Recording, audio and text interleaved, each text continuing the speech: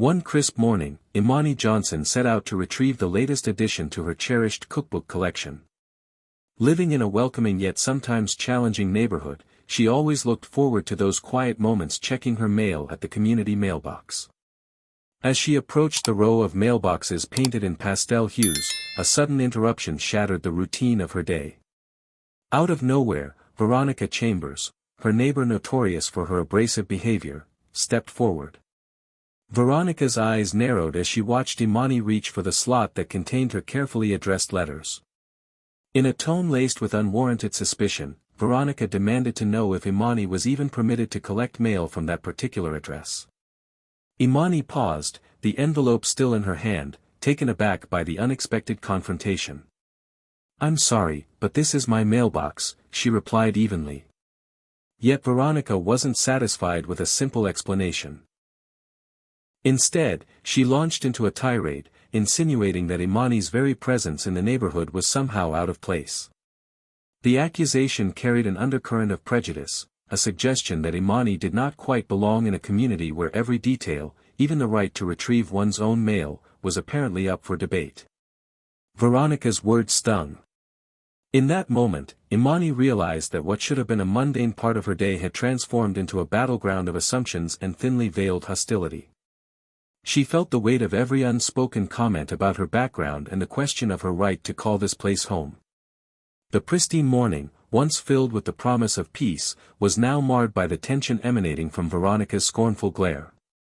Despite the hurt and indignation rising within her, Imani maintained a calm exterior. She carefully explained that the mail in question was clearly addressed to her and that, as a resident, she had every right to retrieve it without question.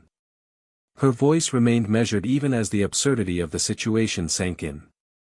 It was not just about mail, it was about the insidious way in which her identity was being questioned at every turn. Veronica's challenge in that moment wasn't simply about a misplaced envelope, it was a symbolic assault on Imani's belonging in the neighborhood. The confrontation at the mailbox underscored a deeper issue, a struggle for respect and recognition that extended far beyond postal deliveries. For Imani, this unexpected encounter was a stark reminder that she would constantly have to assert her right to exist here without having to prove her worth. Though shaken, Imani gathered herself and completed her task. She retrieved her mail, carefully inspecting the envelope that bore her name, a small act of defiance in the face of prejudice. As she walked away, the cool morning air did little to erase the bitter taste left by Veronica's baseless challenge. Still, Imani's resolve only hardened. She knew that each day would bring its own battles, and this encounter would be one among many in her ongoing journey for dignity and respect in her own home. Later that same day, the tension simmering from the mailbox incident reached a new level. Not long after her mail encounter, Imani Johnson was met again by Veronica Chambers as she went about her afternoon routine. This time, Veronica's demeanor was even more confrontational. With barely concealed disdain, she insisted that Imani didn't belong in the neighborhood at all. "Who do you think you are?" Veronica demanded, her voice rising in anger as she gestured wildly toward Imani's neatly stacked mail. "Maybe you're stealing it, or maybe you just shouldn't be here," she sneered, her eyes flashing with a mixture of hostility and entitlement. Taken aback by the brazen accusation, Imani calmly produced the mail addressed unmistakably to her.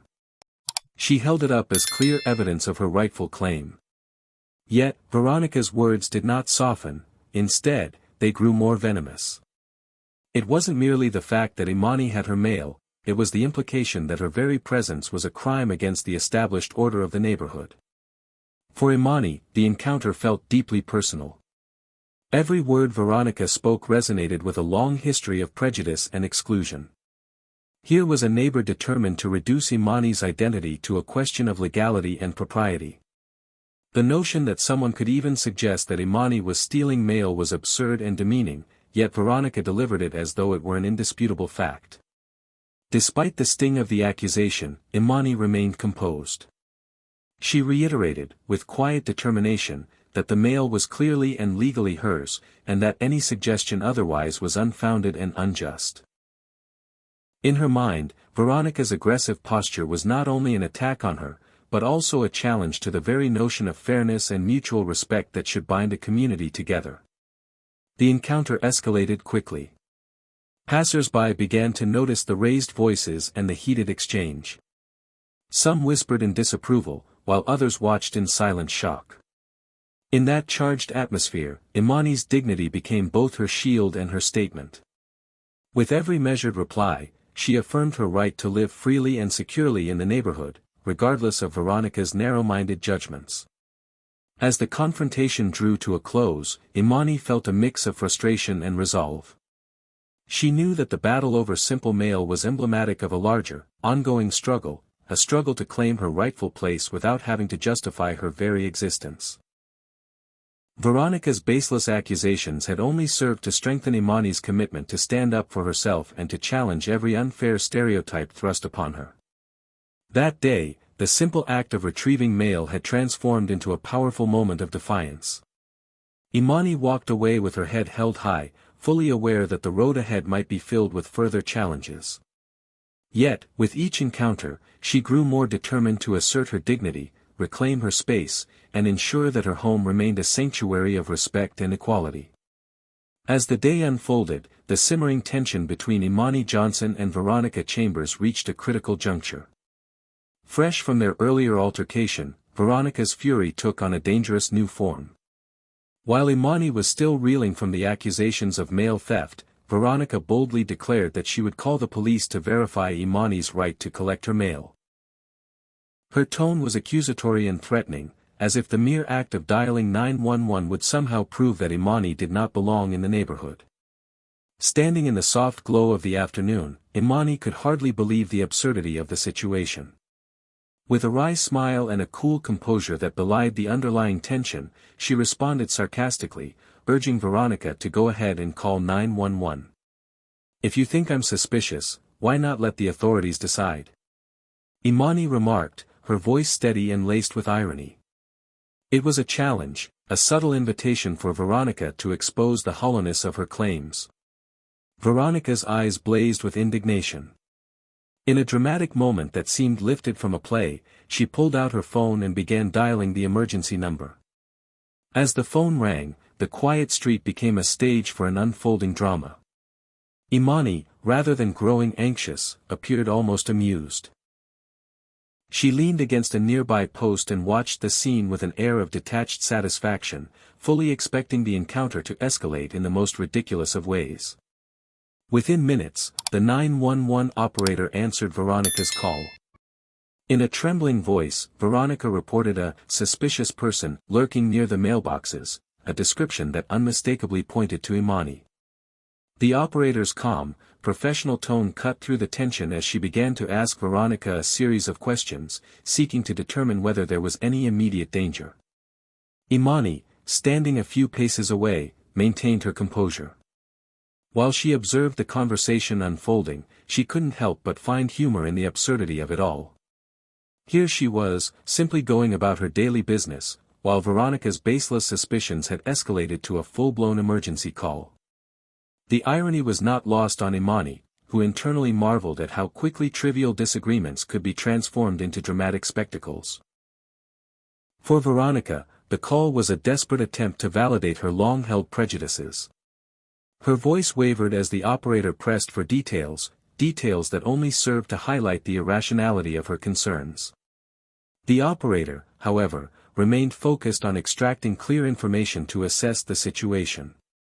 Her questions were calm, measured, and pointed, leaving little room for Veronica's impassioned assertions. The more Veronica stuttered, the clearer it became that her accusations were without merit. At that moment, Imani's inner resolve strengthened. The challenge had been issued and accepted, not through violence or confrontation, but by letting the system, flawed as it might be, reveal the truth.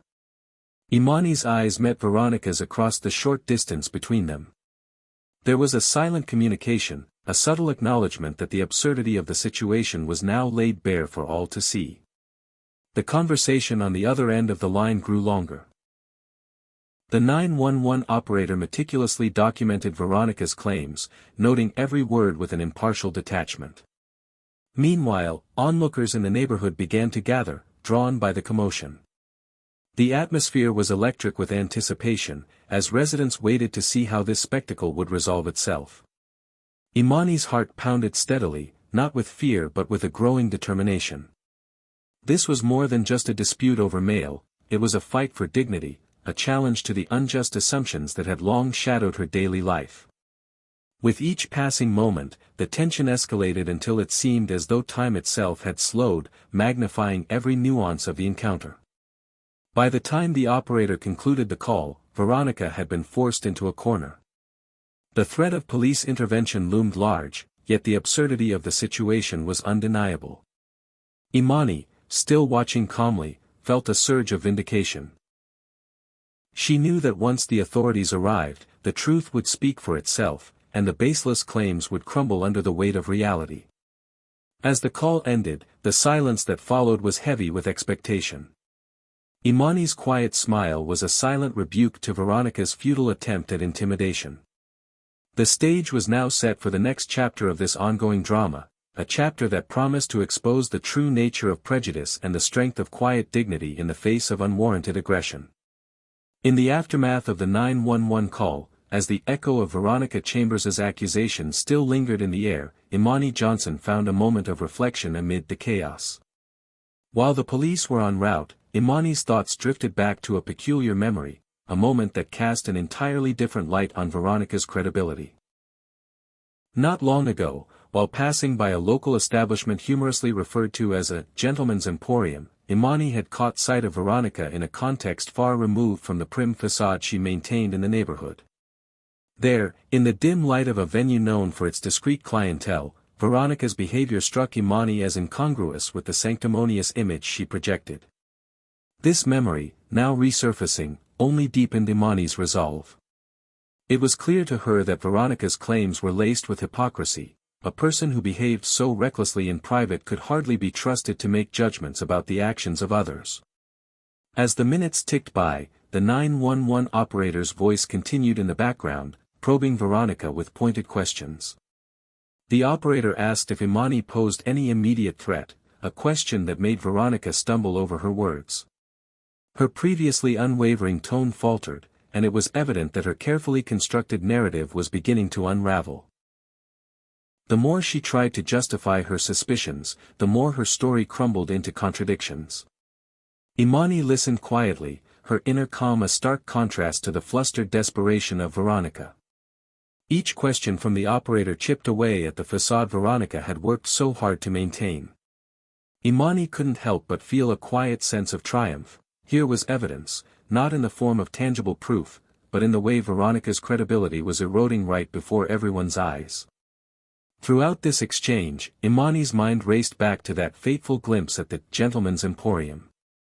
The memory served as an unspoken commentary on Veronica's character, a reminder that actions, more than words, defined a person's true self. If Veronica could be so brazen in one aspect of her life, how could she expect others to take her seriously when she accused someone of mail theft? The operator's line of questioning grew increasingly precise. With each inquiry, it became harder for Veronica to maintain her aggressive stance. Her justifications grew more frantic and less coherent. Imani, standing calmly in the background, felt the weight of each word as a vindication of her own quiet strength. She knew that while Veronica's voice might be loud, the truth was not determined by volume but by the consistency of one's actions and character. By the time the call neared its end, it was clear that the operator had gathered enough to note that Veronica's claims were not only unsupported by facts but were also undermined by her own past behavior. Imani's mind, ever sharp and observant, processed every detail. The scene before her was no longer just about a dispute over mail. It was a dramatic unveiling of a hidden life, where the veneer of respectability peeled away to reveal a person grappling with inner contradictions. As the operator prepared to conclude the interrogation, Imani's thoughts settled on one unyielding truth. She had done nothing wrong. Her calm presence, her rightful possession of her mail, and even the recollection of Veronica's questionable past all painted a clear picture of injustice. This incident was not about a simple misunderstanding. It was about challenging the unfounded assumptions and prejudices that had long haunted her existence. With the call wrapping up, Imani felt a mixture of relief and determination. The evidence of Veronica's hidden life, though not overtly dramatic, had already undermined her credibility in the eyes of those listening. For Imani, this was a small yet significant victory, a reaffirmation that truth and dignity always have their own quiet way of prevailing over baseless accusations. As the tense call continued, the atmosphere shifted dramatically when the 911 operator revealed a startling piece of information: Veronica Chambers had a documented history of misusing emergency services. The operator's calm announcement cut through the remaining tension, and for a brief moment, silence fell over the unfolding drama. Veronica's face turned ashen as she absorbed the revelation. The notion that her repeated misuse of the emergency line was on record was not only shocking, it was a public exposure of her own irresponsible behavior. Imani Johnson, standing nearby, felt a quiet surge of vindication. The operator's words validated everything Imani had sensed all along: Veronica's credibility was deeply compromised. In that moment, Imani seized the opportunity to inject a final dose of irony into the situation. With a measured tone that was both playful and piercing, she addressed the operator directly, suggesting that perhaps Veronica was experiencing her own kind of emergency, a medical one, no less. "Maybe she's not well at all," Imani remarked sarcastically, her voice carrying just the right balance of humor and disdain. Her comment was a subtle yet powerful jab, emphasizing the absurdity of the situation and the hypocrisy of Veronica's earlier accusations. Veronica, now visibly humiliated by the operator's revelation and Imani's pointed remark, struggled to regain her composure. Her earlier confidence had evaporated, replaced by a frantic attempt to justify her behavior. But the damage was done. The evidence of her past misuse of emergency services, coupled with Imani's cool defiance, painted a picture that was impossible to ignore. The operator's notes would soon serve as a permanent record of the incident, a record that underscored the very issues Veronica had tried, and failed, to exploit. As the conversation with the operator drew to a close, Imani took a moment to reflect on the unfolding events. It was clear that Veronica's credibility had been thoroughly dismantled, not by Imani's confrontation alone, but by the weight of Veronica's own documented history. The humiliation that washed over Veronica was palpable, a sharp reminder that every action has consequences, and that misuse of authority or emergency channels would not go unnoticed. For Imani, the operator's revelation was both a relief and a catalyst. It affirmed her belief that truth would eventually outshine prejudice. Even as Veronica stuttered and fumbled in her attempts to salvage her reputation, Imani's calm presence served as a beacon of integrity in the face of baseless hostility. In the aftermath, as the operator prepared to finalize the report, Imani's heart swelled with a quiet triumph. She had stood her ground not with aggression, but with poise and the undeniable power of documented truth.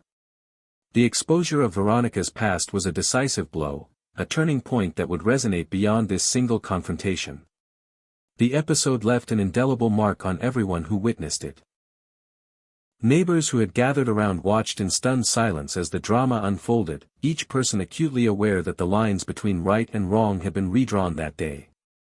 For Imani Johnson, the moment was a personal victory, a testament to the strength of dignity in the face of unwarranted adversity.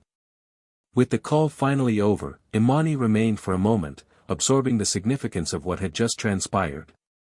She knew that Veronica's humiliation was not the end of the story, but a powerful chapter in an ongoing struggle for respect and equality. And as she turned to walk away, Imani carried with her the quiet assurance that, even in the most challenging of moments, truth and integrity always shine through. In the wake of the operator's damning revelation and the subsequent humiliation of Veronica Chambers, the dynamics of the confrontation took a decisive turn.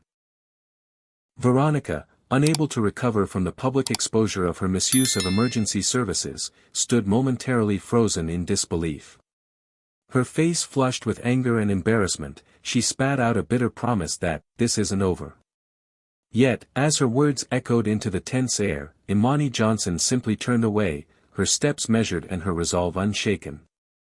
As Imani walked away, a sense of victory radiated from her. She had not only defended her right to exist peacefully in the neighborhood but had also exposed the hypocrisy underlying Veronica's aggressive behavior. The moment was both cathartic and transformative, a public unmasking of a character whose disdain for others was now laid bare for all to see. Shortly after Imani's quiet departure, the police arrived at Veronica's residence. The flashing lights and the disciplined presence of officers added another layer of gravity to the scene. From her window, Imani watched the unfolding spectacle with a mix of amusement and satisfaction. It was as though the entire neighborhood had become a stage where the absurdity of prejudice was being publicly dismantled. For many residents, this incident served as a turning point. They began to see Veronica's behavior in a new light, a pattern of unprovoked hostility that was both irrational and destructive. Neighbors who had long whispered about her conduct now felt empowered by Imani's calm defiance. The police presence, while primarily a procedural necessity, also reinforced the notion that every resident had the right to stand up against injustice. Veronica, for her part, seemed diminished in the eyes of the community.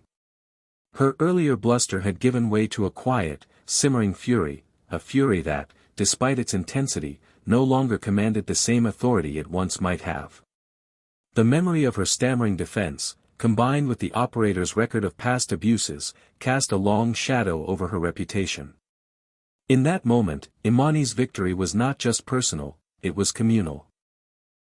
As the officers completed their routine checks and began to depart, Imani lingered by her window, watching as the final vestiges of the confrontation faded into the afternoon. The calm that followed was profound, a testament to the power of quiet dignity in the face of baseless aggression. In that reflective pause, Imani felt a renewed sense of purpose.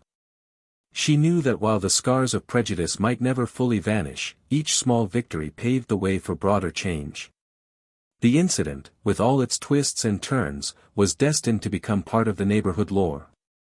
It would be remembered not as a tale of petty squabbles, but as a milestone in the ongoing struggle for respect and equality. Imani's measured response, her reliance on documented truth, and her unwavering composure in the face of humiliation had set a precedent, a standard of conduct that many in the community began to quietly admire and emulate. In the days that followed, Imani noticed subtle shifts in the behavior of those around her. Conversations in the hallways, previously tinted with uneasy deference, now carried notes of solidarity and support.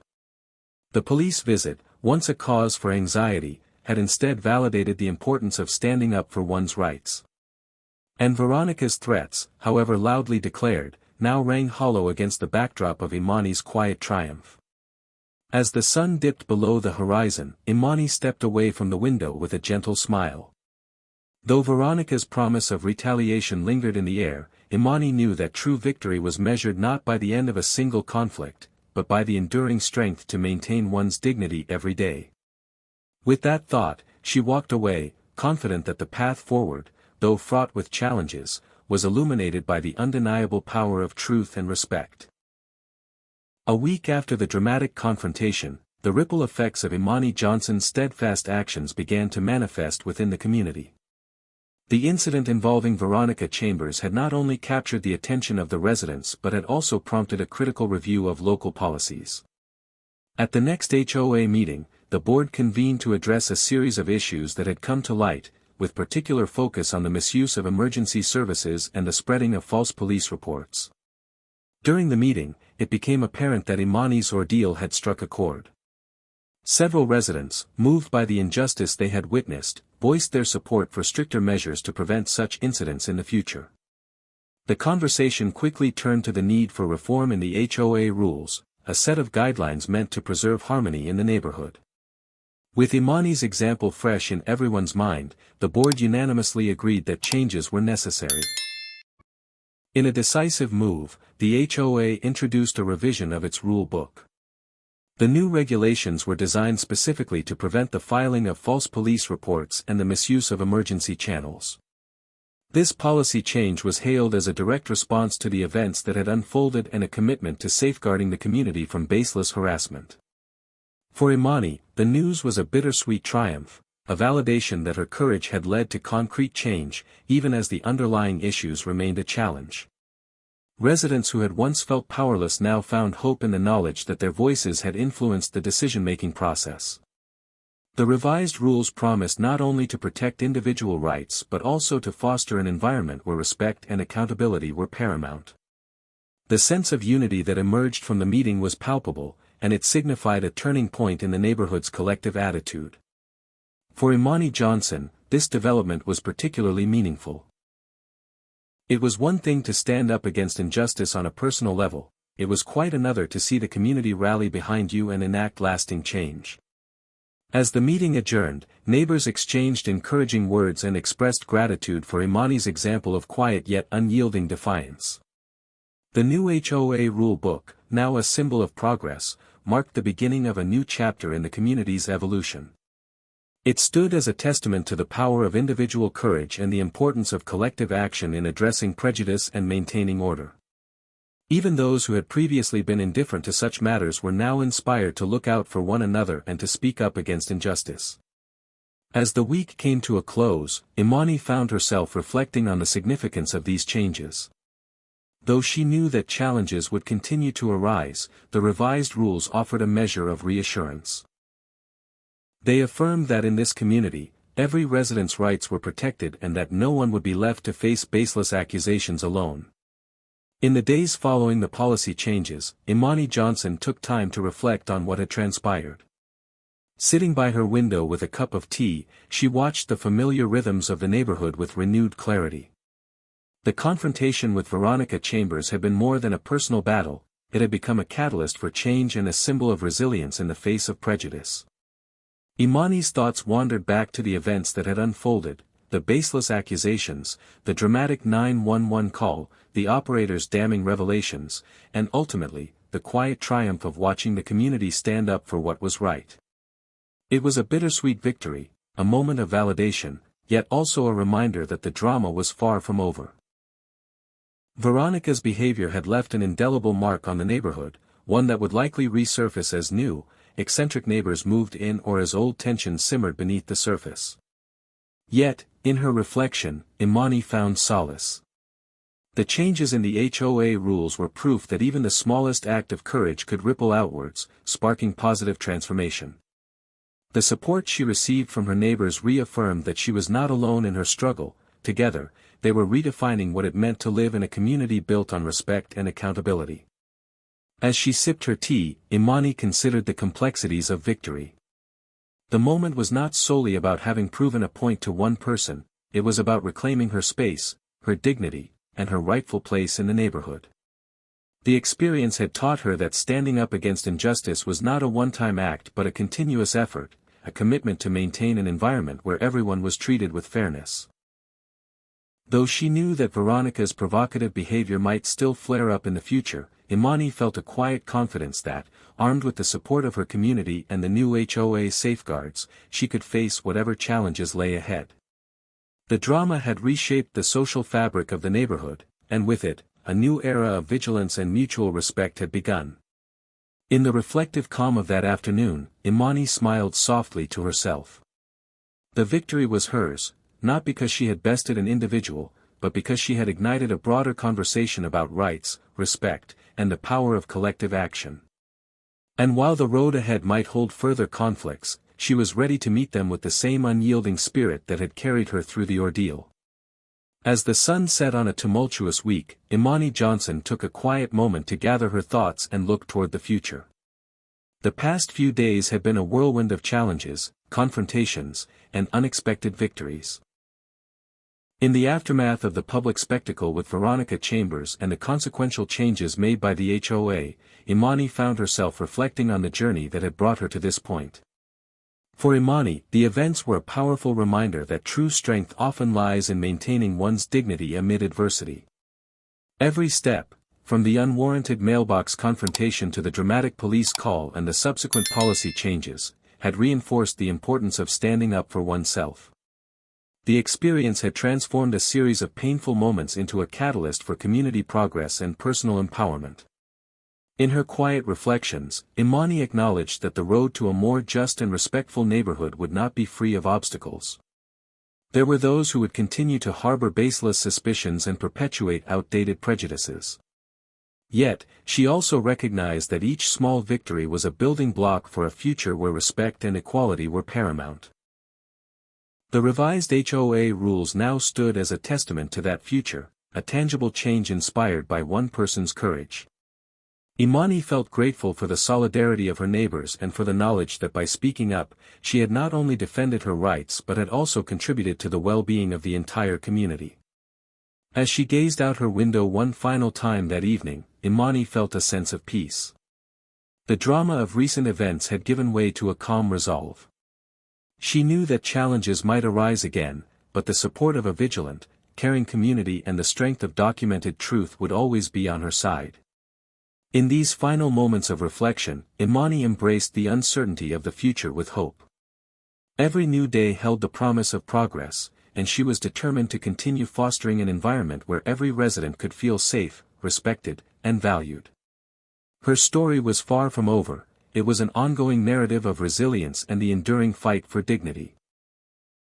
With a soft smile and a heart full of resolve, Imani stepped forward into the twilight, ready to meet tomorrow's challenges head-on, confident that the lessons learned from this ordeal would light the way toward a more just and compassionate community.